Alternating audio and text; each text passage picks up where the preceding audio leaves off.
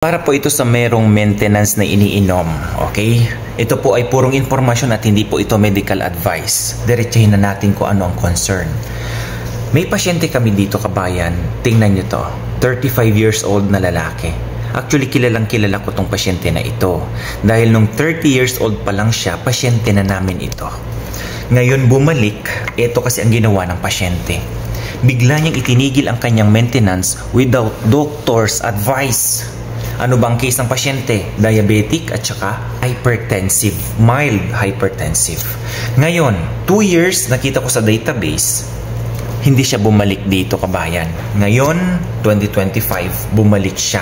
Ito po ay magandang mensahe na gusto kong iparating sa inyo, lalo na kung kayo nagtitake kayo ng maintenance nyo. Okay, isang halimbawa lang po ito, kabayan, na hindi po ito medical advice, bagkus purong informasyon. Nangyayari mismo sa laboratory, kabayan, na gusto kong ibigay sa inyo na informasyon na kapulutan ng aral. Kung kayo po may tinitake ngayon na maintenance, ilang taon nyo nang tinitake yan? Kabayan, ito pakinggan mo ng maayos, ha? Oo sir, itinigil ko dahil nga okay naman na. Okay na ang sugar ko, okay na ang blood pressure ko. And then after kong tinigil, mga 3 to 4 days, nag-check ako, okay naman. Okay, ang level ng aking mga sugar at saka yung iba kong mga parameters.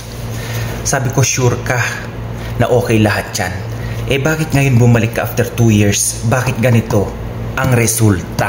Sabi niya, oo sir, sa totoo lang nagkamali ako. Ano ba ang nangyari sa pasyente, kabayan? Nagbigay siya ng ganitong ihi. Ang ganitong ihi, kabayan, kahina-hinala yan. Tingnan nyo, puro mga bula. Ayan o, punong-puno ng bula. Tapos ang kulay, tapos ang consistency, kabayan, parang mantika. May problema ba? Kulay pa lang. Tindi o, 35 years old. Ang kulay, kabayan, kung titingnan nyo, ma-brown-brown yan. Ibig sabihin, pagka nagkaka-brown kasi ang ihi, okay, regardless kung kayo may iniinom kayong gamot na nagkukos ng pagka-brown, kung kayo umiinom ng mga drinks dyan sa labas na nagkukos ng pagka-brown ng ihi, paano kung hindi mo nagagawa yung dalawa na yan at wala kang iniinom na yan? Pwede na ikaw ay nagtatapon ng dugo o may lumalabas na dugo pero galing sa pinakataas mismo sa bato mo mismo at hindi sa lower urinary tract. Dahil nakikita nyo minsan may mga dugo sa ihi, kabayan, na sobrang pula o kaya mamingkish-mingkish siya. Lower lang yun, Cabs. Pero kung ganito brown, galing na mismo sa kidney yan. At saan na ba yun? Ito ang dugo niya ngayon, kabayan. Tinanggal ko na lang po yung label, ha, kasi nasulat po yung pangalan niya doon. Disclaimer po, kabayan, ha, hindi po ito medical advice, ha, purong informasyon lang ito. Ano yan, sir? Ito ang dugo ng pasyente. Pansinin nyo. Diyan sa dugo ng pasyente, tingnan nyo yan, oh. Ang PAC-RBC o yung red blood cell sobrang baba as compared dito sa parang mantika o yung plasma niya. Dapat kasi kapag normal lang yan, ayan o, half-half yan. Half ito, half itong PAC-RBC o red blood cell. May mali ba dito, sir? Meron. Dahil alam mo ang creatinine niya, kabayan? 10.5. Mataas ba yan, sir? Ang taas niyan. Ang normal is 1.35 sa lalaki. Ang normal sa babae, 1.0. 10.5. Sa 2 taon, kabayan, kasi ako, nagtanong ako sa kanya, with due respect po, kabayan, ha, based sa kanyang kwento na itinigil niya. Pagkatigil mo ba ng gamot mo, may binago ka ba sa lifestyle mo? Dahil okay ka na eh. Sabi niya, ganun pa rin, normal, ganyan-ganyan. Cabs, mas matuwa pa sana akong pakinggan kung ang sabi niya, itinigil ko ang gamot ko, sir, pero may remedy akong ginawa. Hindi ba? Eh yun, wala. Walay. Anong nangyari? Ang sarap sa bunutan. Cabs, huwag matigas ang ulo po, ha. Cabs, ito lang po, ha. Kahit itanong nyo po ito sa mga magigiting natin, mga nephrologists o kaya yung endocrinologists. Kapag ganyan na meron kayong predisposing factor, diabetes at saka hypertensive, meron kang maintenance, tinigil mo, for sure, magkakaroon ka ng problema. Bakit?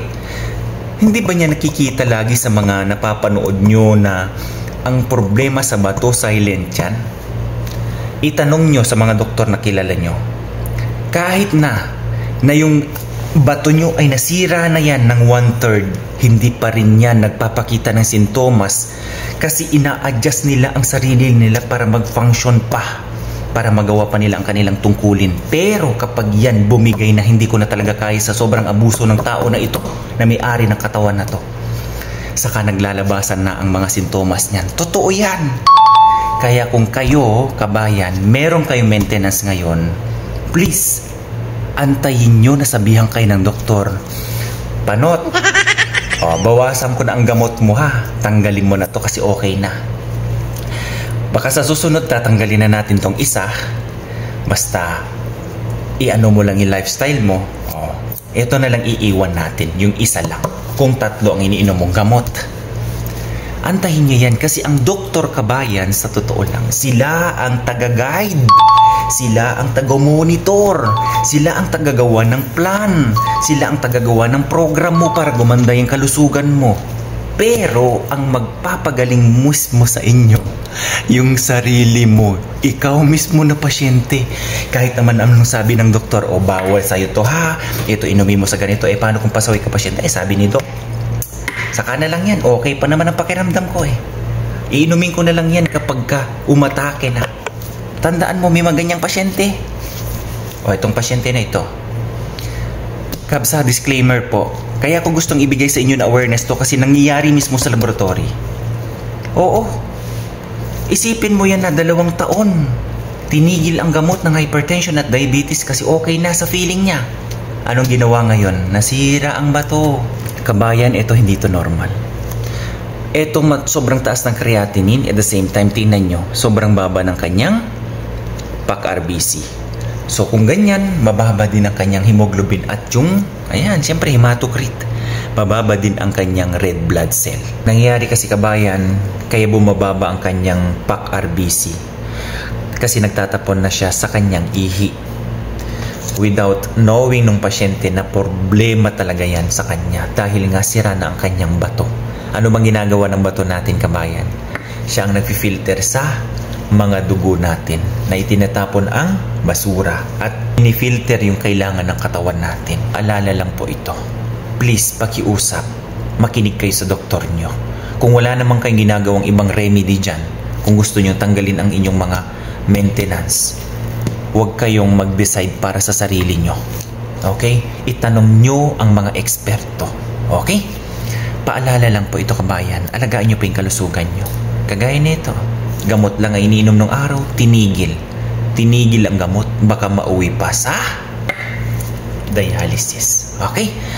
Alagaan nyo po yung kalusugan nyo, kabayan ha. Ikaw mismong nakakalam kung ano yung nararamdaman mong hindi maganda. Okay? Lifestyle, kabayan. God bless everyone. Bye-bye.